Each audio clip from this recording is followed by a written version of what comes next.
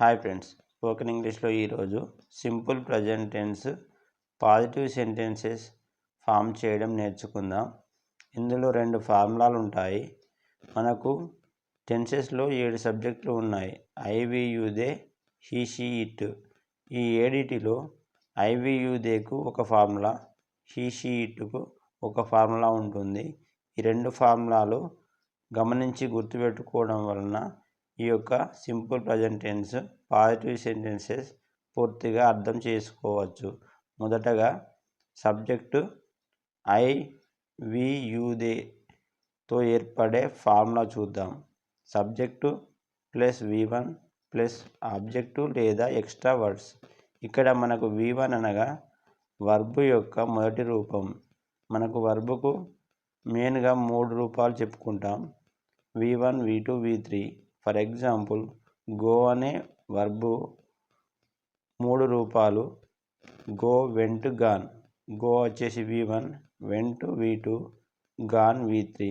ఈ విధంగా verb forms మనం పూర్తిగా నేర్చుకొని టెన్సెస్ నేర్చుకుంటే సులభంగా అర్థం చేసుకోవచ్చు. ఇక్కడ ఆల్రెడీ చెప్పుకున్నాం సబ్జెక్టు 7 అని. అందులో ఐ వి యు దే 4టితో మనం వాక్యాలు నిర్మించేద్దాం. ఐ ఈట్ ఏ మ్యాంగో, నేను ఒక మామిడి పండు తింటాను.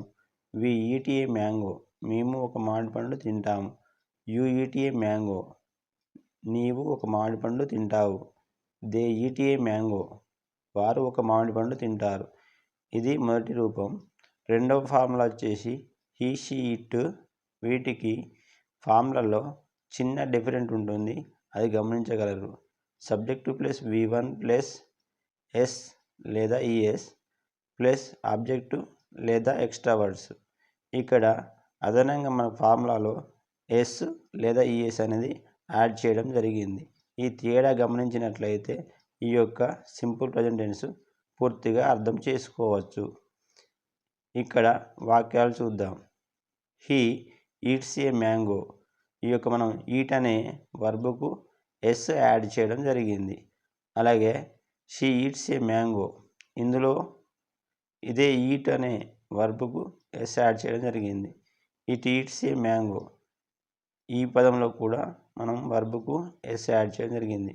ఈ షీ ఇట్, ఈ 3 మరియు ఏదైనా సింగులర్ అనగా థర్డ్ పర్సన్ సింగులర్లో ఉన్నప్పుడు ఈ యొక్క సింపుల్ ప్రజెంట్ టెన్స్ వాడినప్పుడు ఎస్ కానీ ఈఎస్ కానీ మనం వర్బు మొదటి రూపానికి వాడడం జరుగుతుంది. ఇది గమనించగలరు.